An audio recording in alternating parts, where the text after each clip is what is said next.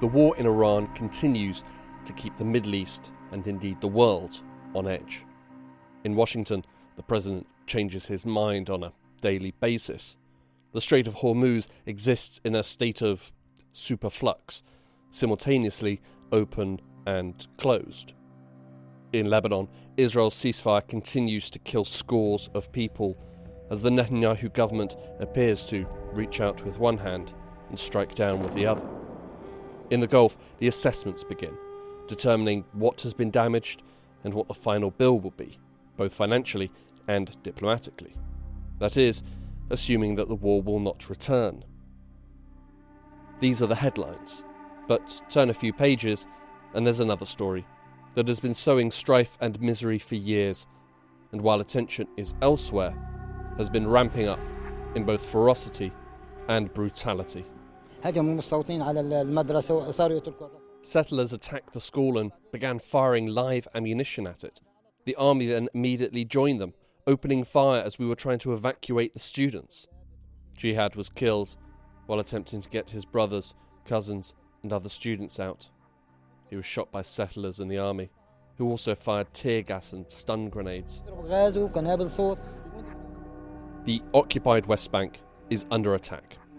It has been under attack for years, decades even. But the intensity is rising, and fast. Attacks by Jewish settlers who commit crimes with complete impunity are daily. And every day brings new legal diktats from the Netanyahu government that stifle life, impose fresh restrictions, and crush Palestinians. At the start of April, it was announced that the Israeli government had approved a host of new settlements in the West Bank. On April 21st, a handful of EU countries stepped forward and tried to achieve some level of accountability for Israel's continued crimes. Spain's Foreign Minister, José Manuel Álvarez, addressed reporters.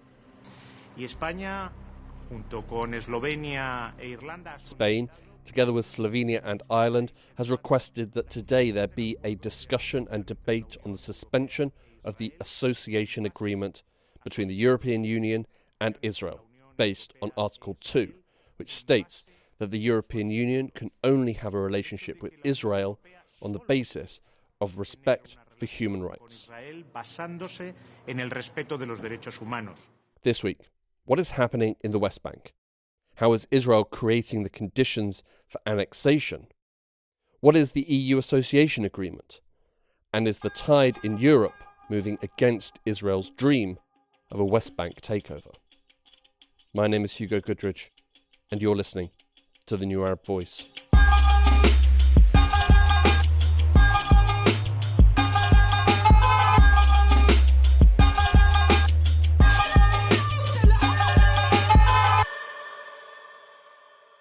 At the start of April, it was reported that the Israeli Security Cabinet had voted to approve the establishment of 34 new settlements. While the approval was made public in April, the Israeli NGO Peace Now claimed that the decision was made on March 25th, but kept secret. In response to the announcement, the EU issued a stern rebuke. In a statement, they said, "The European Union strongly condemns Israel's unilateral action aiming to expand its presence in the West Bank, including East Jerusalem, which the International Court of Justice advisory opinion on 19th of July 2024 declared to be unlawful, and urges the government of Israel to reverse these decisions, to abide by its obligations and international law, and to protect the Palestinian population of the occupied territories. We equally condemn the continued and growing settler violence against Palestinian civilians." Powerful stuff there from the 27-nation bloc. But similar to previous statements by the EU, it did not dissuade the Israeli government from its plans. In response, a handful of European nations, including Spain, Ireland, Belgium, and Slovenia, called for the association agreement between the EU and Israel to be suspended. Speaking to voters in Andalusia, Spanish Prime Minister Pedro Sanchez said, "We are people who are friends of the people of Israel. But no, we do not agree with the actions being taken by their government, and a government that violates international law and therefore violates the principles and values of the European Union cannot be a partner of the European Union. The association agreement between the European Union and Israel is effectively a trade deal. Its ramifications are significant for Israel and its economy. More on that later. First, the settlements. It was an approval of 34 settlements in the West Bank in early April 2026. This is Yada Asi, Assistant Professor of Global Health Management and Informatics at the University of Central Florida and co-director of the Palestine Program for Health and Human Rights. Now, some of this was the establishment of new settlements, and some of this was the legalization of settlement outposts that had already been established. And this is just kind of giving them basically approval from the Israeli government. Of the 34 settlements given approval by the Israeli government, 24 are listed as new settlements, while the remaining 10 are former illegal outposts. Even by the standards of the Israeli government, these randomly established settlement outposts are technically illegal. And so what the Israeli government can sometimes do is just retroactively approve them, which for all intents and purposes is basically, approval of that new settlement. This kind of retroactive legalization is a common practice of the Israeli government. It's worth adding that when these outposts are illegally established, even under Israeli law, the Israeli state will not take steps to shut them down or ensure the land is returned to the rightful Palestinian owners.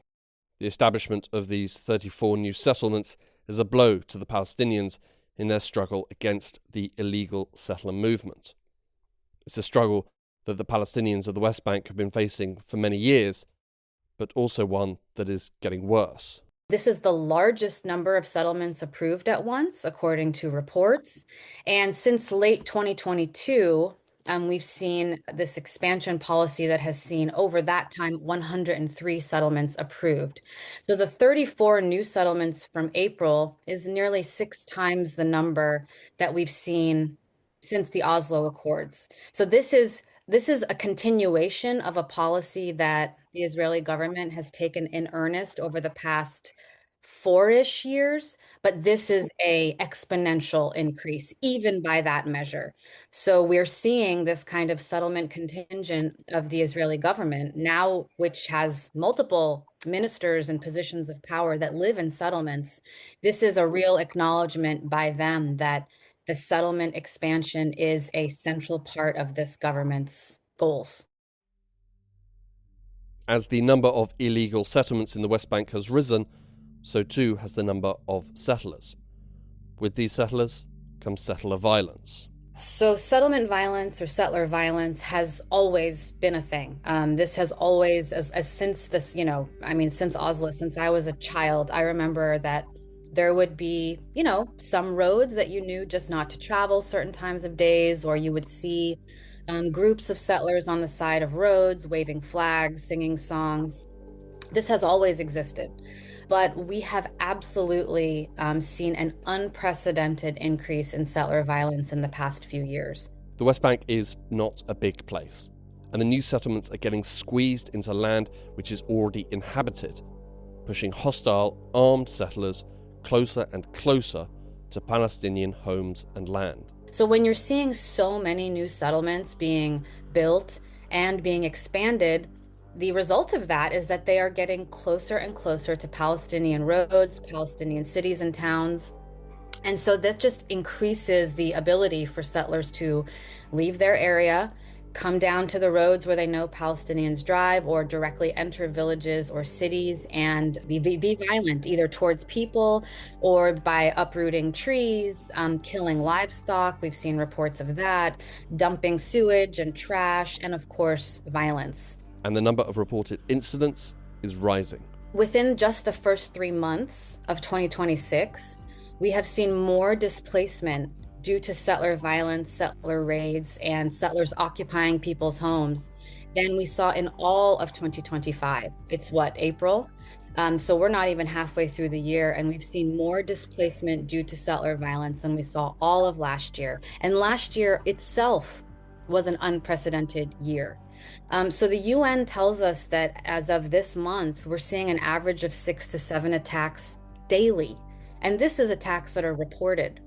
They are also using different tactics. We're seeing settlers now having more firearms that are, in some cases, supplied by the Israeli government. We're seeing reports of more activities like sexual violence from settlers against Palestinians. There are appalling stories coming from the West Bank. Families' homes shot at and set on fire, people beaten and sexually assaulted, farmland destroyed, and livestock taken or killed. Literally, they will walk into someone's home in some of these areas, especially in the more rural Bedouin communities. And in some of the, we're not talking about necessarily in the big towns, but in the smaller villages in Area B or some of the communities in Area C, they will walk into a home, force the family to leave, and they will just stay in that home. This is not a complicated, endeavor. They will just literally kick people out of their homes.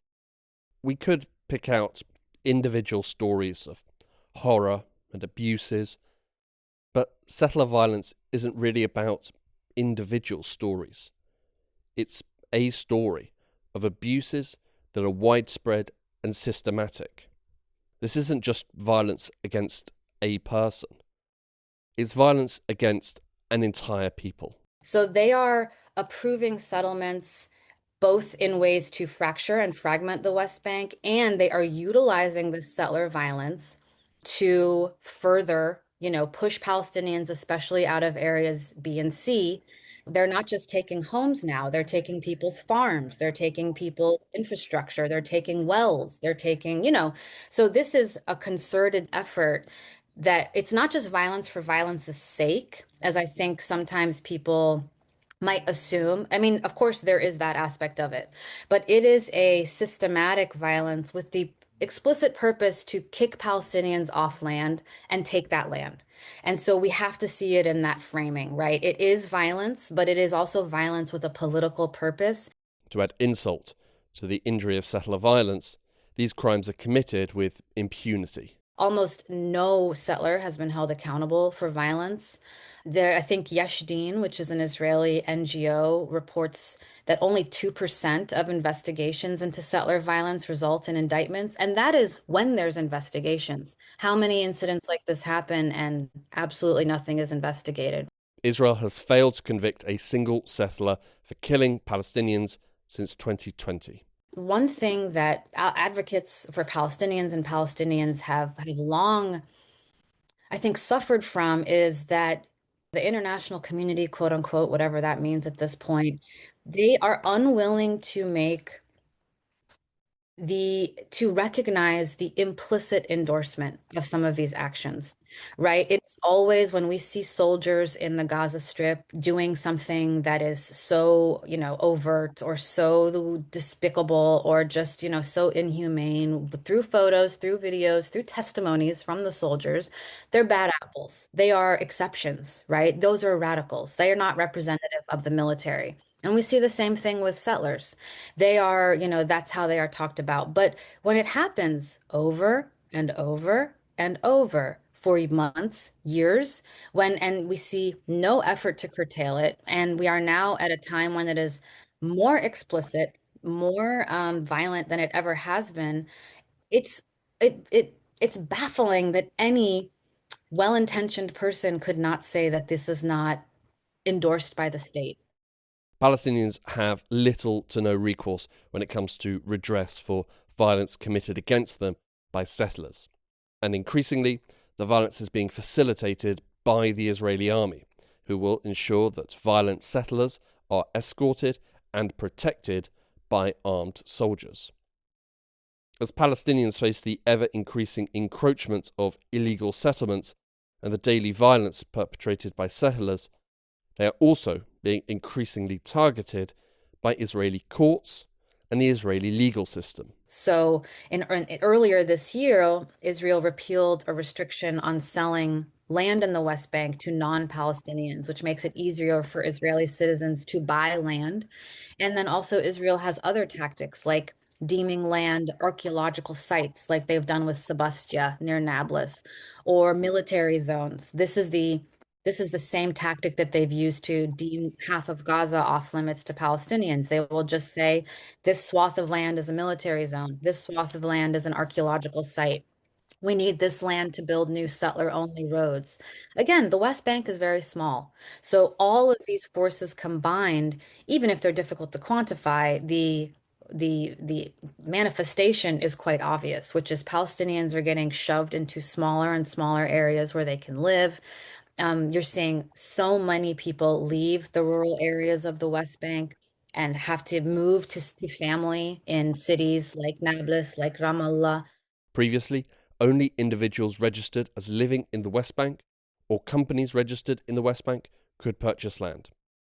It is feared that this law is open to abuse by settlers and provide further means for them to illegally seize Palestinian land. And another recent legal effort by Israel is clearing the land, which settlers could then buy. What we have seen, especially since February of this year, is that Israel has implemented a new land registration process in Area C that requires Palestinians to provide documentation of their ownership. And this includes deeds from the Ottoman era. So these are Palestinians that have been on that land through the British Mandate, before the occupation, before all of this, or their families have. So if you cannot show your deed from the Ottoman Empire, basically, you don't have proof that you own that land. Or, you have to show proof that, through tax records, through cultivation, throughout the land, to prove your ownership of your land to this occupying power. If you don't have that proof, which many people don't for any number of reasons, the land, or the state has indicated that they will now seize that land. There's like a mix of legal and illegal ways that this is happening. For many families, asking them to find legal documents issued by an empire that no longer exists, that date back over 100 years, is wholly unrealistic. Israel's far-right finance minister, Bezalel Smotrich, described the move as part of, quote, the settler revolution to control all our lands, end quote. Smotrich himself is a settler. Requesting arcane documents to prove that your home is yours is yet another tool recently created by Israel, devised to take Palestinian land. On top of all of this, destruction in the West Bank is on the rise. Palestinians must seek permission from the occupying Israeli Authority if they want to build a permanent structure. However, according to the UN, between 2016 and 2021, less than 1% of applications by Palestinians to build in Area C of the West Bank, or East Jerusalem as well, were approved. It leaves Palestinians in a difficult situation. The population is growing, but the space is shrinking. If you need more room, you have to build it. Or if you need an upgrade on your farm, you have to build it. But if Israel finds a structure built without permission, and then Israel will come in and say, you got to move this, you got to destroy this, we didn't approve this. And so what ends up happening is they will give the family a notice, and the family either has to pay essentially tens of thousands of dollars to Israel to come with their bulldozers and destroy their home, or they have to destroy it themselves. So in 2021, 913 structures were demolished. These destructions in 2021 were seen as a significant escalation.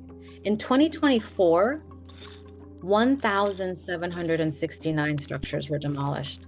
According to this UN dashboard that I'm looking at, in 2026 so far, it's late April, we've seen 445 structures demolished, and it has displaced about 700 people. It's a grossly unfair system that is weighted heavily against Palestinians. Palestinians can technically file petitions in Israeli courts to stop demolition orders, but as I'm sure you and your listeners can imagine, This is rarely, successful to the point where it's almost, people who receive these notices almost never will engage in those processes because they kind of see the writing on the wall. Why go through a long, lengthy, stressful, humiliating, expensive, perhaps, court case when you know the outcome is going to be the same? And then, there have been some pushes by humanitarian agencies and NGOs, including Israeli NGOs, to support these legal challenges. But this is happening so quickly. You would have to have basically an entire, group of lawyers that could just continuously be working on these cases at a daily basis. The illegal Israeli occupation of the West Bank makes life for Palestinians dangerous and fraught with unwinnable legal issues. Effectively, the stage is set for someone, or a powerful group of people, to step in and say, enough. Commissioner, today we are very clear. We need to, as an EU, uphold our fundamental values, and we need to be clear for countries that we associate with, where we have agreements with, that they are upholding those fundamental values and laws. Israel has. In April, a group of nations decided that action had to be taken. Spain, Ireland, Slovenia and Belgium called for the EU-Israel Association Agreement to be suspended. So the EU-Israel Association Agreement was actually signed in 1995, and it entered in force since the 2000s, right? And this is probably the date that the year that you find most across the literature. This is Isabel Ruck, Head of Research and Scientific Cooperation at the Arab Center for Research and Policy Studies in Paris. And it is kind of the legal bedrock, actually, of the European Union's relationship with Israel. This agreement governs trade relations between EU member states and Israel. And it is not really a free trade agreement, but rather, I would say, a more modest economic partnership, very similar to those that actually exist also with other countries. The association agreement is designed to ease the wheels of trade and cooperation between Israel and the EU. According to Article number 1 of this agreement, it is there to develop basically political and also economic relations between the European Union and Israel. And this mainly so through the expansion of trade, but also gradual liberalization of public procurement procedures, for instance, and also the free movement of capital. So in a simple word, it is there to encourage regional cooperation with a view to consolidating also peaceful coexistence. But the agreement is not a free hand for Israel. There are conditions. And the point of contention is really Article 2, because Article 2 of this association agreement really calls for the respect for human rights and democratic principles, which should actually be the guide to the policy, both on the side of Israel, but also on the side of the EU. And the countries that you have mentioned, that are Spain, Ireland, Slovenia, and a couple of others, that actually have argued that Israel's action in Gaza, but also in the West Bank, which various other international bodies have also characterized as potential war crimes and violations of international humanitarian law, really constitute a kind of material breach of this Article number 2. It was on this point that the dissenting EU nations sought to suspend the agreement. The EU nations met on April 21st, but ultimately the bid to suspend the agreement was blocked by Germany and Italy. For the suspension to be agreed upon, it would have required a unanimous vote. And while Italy has made some recent revisions to its relationship with Israel, notably cancelling the automatic renewal of arms agreement, they are still close, but not as close as Germany, who are fierce in their defence of Israel. I think indeed this unanimity principle that the European Council has is a barrier, is a very high bar. I don't think that we will see this collective or block-wide suspension of the association agreement happen in the future, right? You said you have countries such as Germany, but also Czech Republic and some others that have a very, I would say, protective relationship with Israel. In truth, while a noble effort, the prospect that Germany was going to be voting against Israel's interest was low to zero, ensuring that efforts were going to fail. That doesn't mean that EU nations can't do anything. They can still take individual action. There's also the example of Ireland that is interesting to mention. You have the Israeli settlements bill of 2025. The Irish government seeks really to criminalize the imports of goods that are produced in illegal settlements. And the Irish government was able to actually justify this move by citing the 2024 ICG advisory opinion that states have the legal obligation to ensure not to provide economic aid to the occupation. So this is one example, really to show that moving forward with trade restrictions on a national basis is possible, right? Slovenia too has engaged in individual action, prohibiting the importing, exporting and transit of Israeli arms to and from Israel. Critiques will argue it's not a big deal, right? Because it's much more a symbolic action, because Slovenia has not really issued any arms export permits since October 2023. But it still has a symbolic, I would say, a meaning, because this move that Slovenia has undertaken could potentially incentivize other European member states to follow suit, right? And we have seen this also both in the Netherlands, but also Belgium. Other countries have partly suspended their arms equipment and trade with Israel, while others, and here's the case of Germany, have absolutely not moved forward on this stage yet. Countries like Slovenia, Spain and Belgium have seen and are seeing the actions of Israel in the West Bank, as well as Israel's genocide in Gaza and its attacks on Lebanon. As governments, they have expressed their condemnation of these illegal actions. But they are also reacting to a growing sentiment among Europeans who are shocked and appalled by the actions of Israel and angered by the thought of their countries supporting these actions. And when your citizens are no longer in line with your government, it eventually also translates in the polls. And national governments do not have really this interest in keeping unhappy their populations. So this is why I do think that this popular pressure, this bottom-up organization will eventually be the main driver of the contestation movement against the association agreement that the EU has with Israel.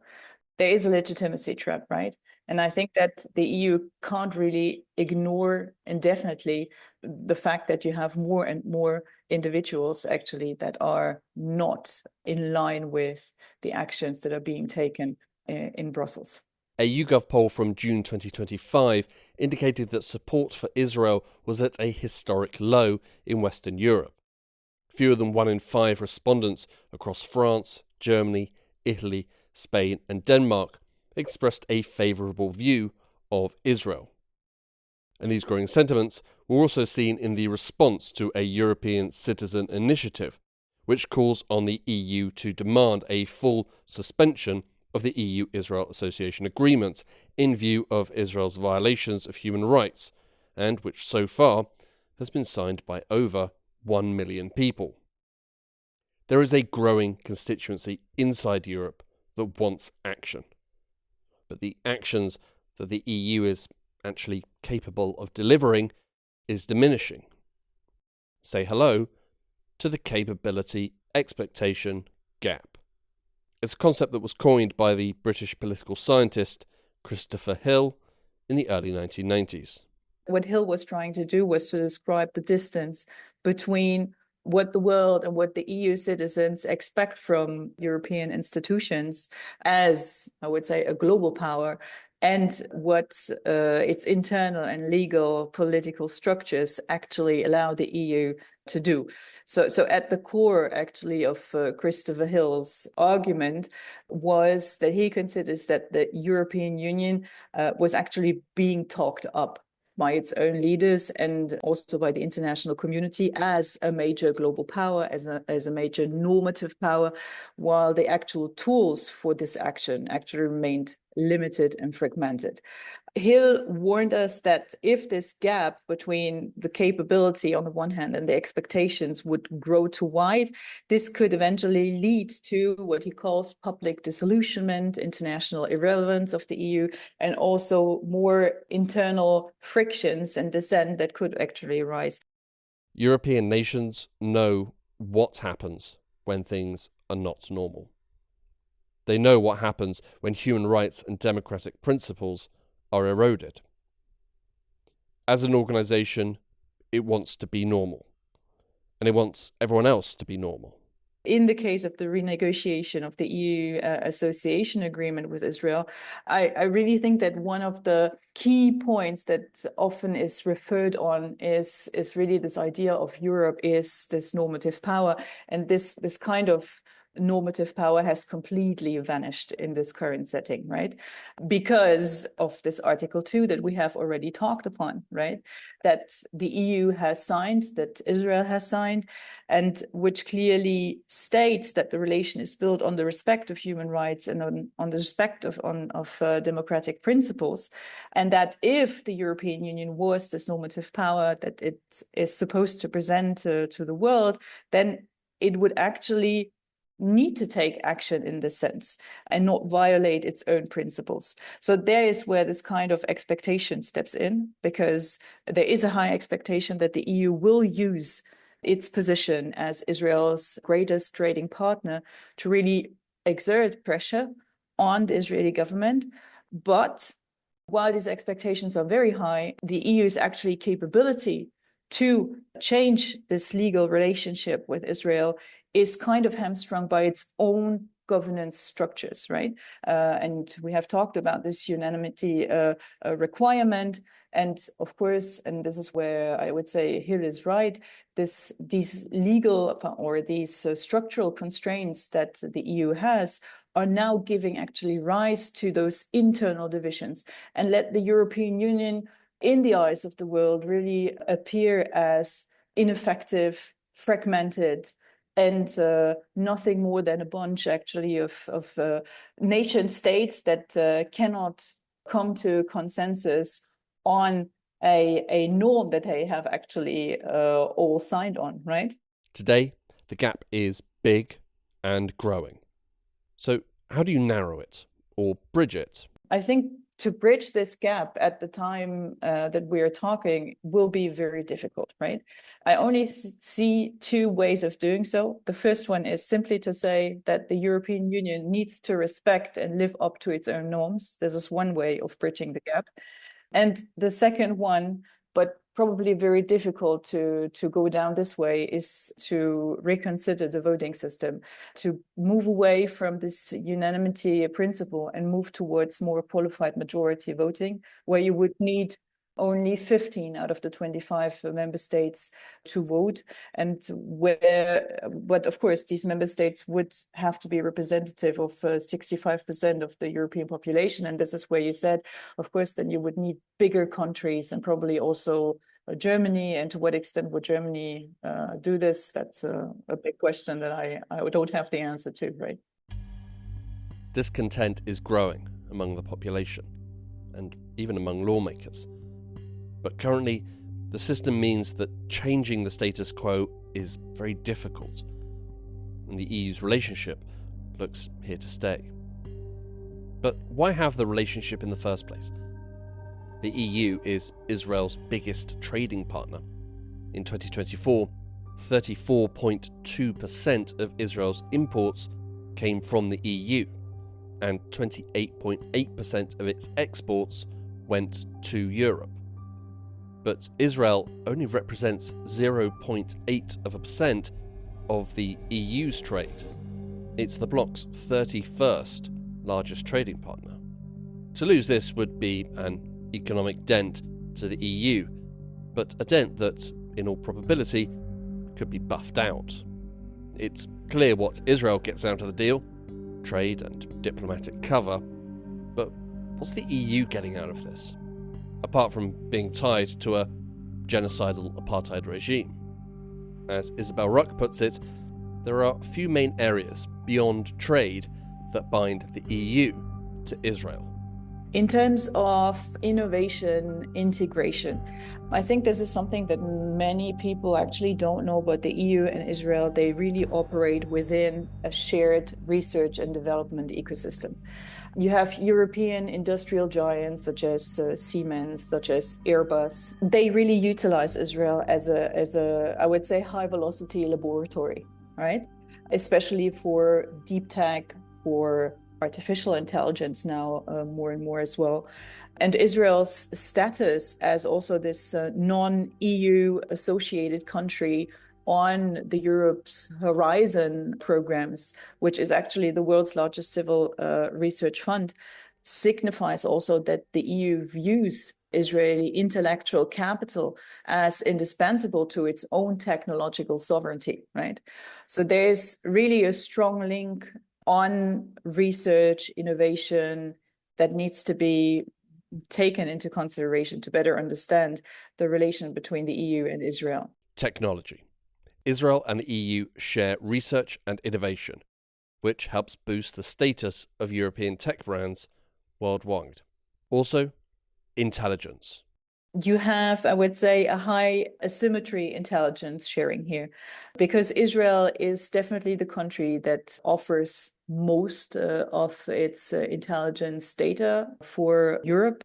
It serves, if you wish, as a primary source both for signal intelligence, but also for human intelligence, especially when it comes to surveying non-state actors. And I'm thinking here, of course, more about terrorist groups such as ISIS, such as Al-Qaeda, but also on Hezbollah. And if you know, especially taking the example of Germany, Germans' obsession also with Hezbollah networks, especially in Berlin, you probably better understand why this information, intelligence information, is seen as really so much needed on the European side. So I don't think they will actually want to move back on that, right? Intelligence units, such as the Israeli Unit 8200, feeds intelligence to the EU about terrorist threats.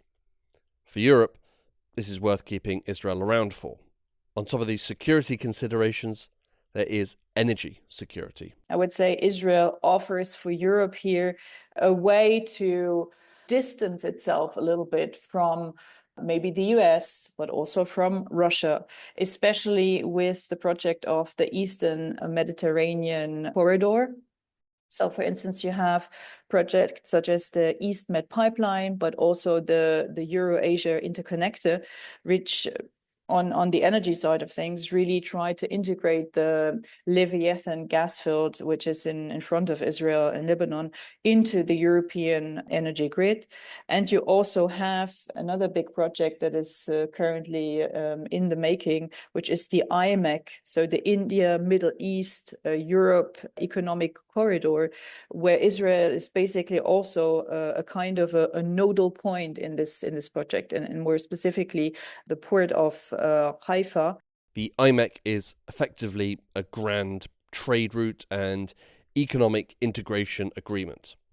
It's designed to rival China's Belt and Road Initiative. And last but not least, and this is something that probably you've heard most, is this idea that still, I would say, is subsisting in the European diplomatic category, this idea that Israel is a democratic outpost in the region, right? That's very much realist perspective in international relations, that the EU considers Israel really as this pivotal state, the only democracy in the region, and that for that matter, the EU should continue to work with it. I mean, this is now very much questionable, especially after what has happened. I don't know whether we want to continue to call Israel a democratic state, but I just want to say that this kind of discourse is still present, and as long as the discourse is present, it kind of legitimizes, certain actions and the persistence of these actions as well. Israel is not the only democracy in the Middle East, and its democratic credentials are questionable at the moment. But it's an idea that the EU is holding on to. Denial is not just a river in Egypt. If you look solely at the trade from Israel to the EU, it's pretty negligible. But for many EU lawmakers, they're looking at these fields of research and innovation, security and energy, and saying it's worth tying themselves to Israel over. But the EU has been in a similar situation with different countries when it's decided against the occupying power. When Russia launched its invasion of Ukraine in 2022, the EU was quick to condemn the actions as an illegal occupation and cut ties with Russia. There are very few lawmakers in the EU questioning that decision. But there is a growing number asking why the EU has not taken a similar action when it comes to Israel, who are also engaging in an illegal occupation. It opens a question, and I would even call it a moral schism between European member states, right? There is really this questioning of what's really the identity of the European Union. Is it this kind of normative power that the Union wanted itself to kind of represent? And what we are witnessing now is that this normative power is kind of dwindling away, or it is, I would say, used in double standard way. To say it in a friendly way, I think that what we have seen is that international law for the European Union can be modular, right? It can be applicable when the aggressor is considered to be a rival, in the case of Russia, but it can also be negotiable when the actor seems to be a strategic partner, and this is the case we're looking at here now with Israel, right?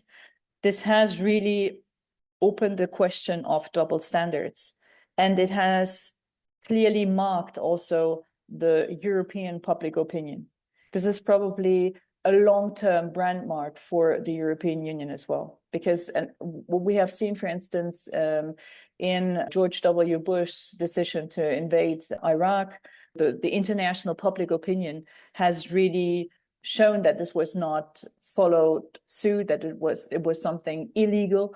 And I think that something similar is happening here.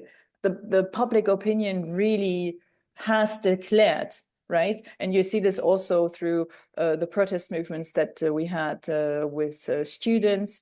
The public opinion really has declared that this is not legal, what is going on, and that the European normative power here is flawed. The recent declaration that EU nations were seeking to suspend the association agreement with Israel was a promising development. But it failed. And sadly, it will continue to fail, while the EU maintains its current voting principles. It also showed that for some EU nations, there is a limit. Some nations were willing to push back against a system of violence and dispossession. But the EU needs to take more action. The EU should have taken action a long time ago. It can be the normative force for good that it was designed to be, but it must act fast. It must act before it's too late. Final words to Yara Assi. There is a lot of different mechanisms that the EU can play, and I do think we're seeing a fracture between how the EU sees its goals internationally versus how the US sees its goals internationally because of the current administration in the US. I do think the EU is beginning to recognize that they need to have their own foreign policy, that they can't just echo or support whatever the United States wants, because increasingly that is seemingly against what the EU purports to be for. But again, this can't be a process that takes a decade. Oh, let's figure out, that is too late. We are already basically too late for many things. I mean, people that have been killed, land that has been lost, trees that have been uprooted, Palestinians that have been, forced to leave their homes or leave the territories entirely. For a lot of those people, it is already too late.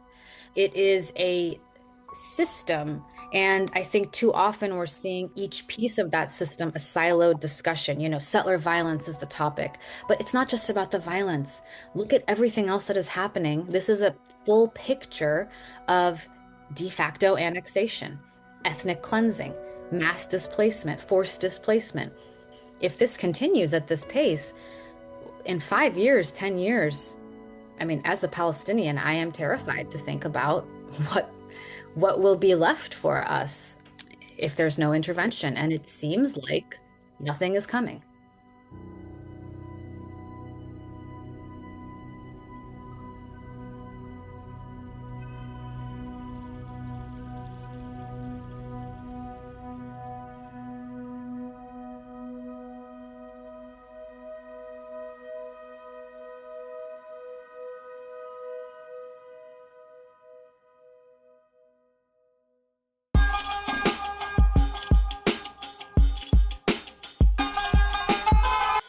This episode of The New Arab Voice was written and produced by me, Hugo Goodridge.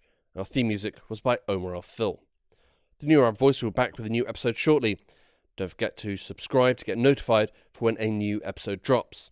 You can find the link in the show notes. Until then, you can find all our previous episodes on all major podcast platforms. You can check out our social media accounts on Instagram and X, both at TNA Podcasts, for additional content. And you can email us, podcast@newarab.com. That's podcast@newarab.com. You can subscribe to the podcast so you never miss an episode. And you can also rate and review, which helps us spread the word. Don't forget to follow The New Arab on Facebook, X and Instagram for all the latest news, analysis and opinion from the region.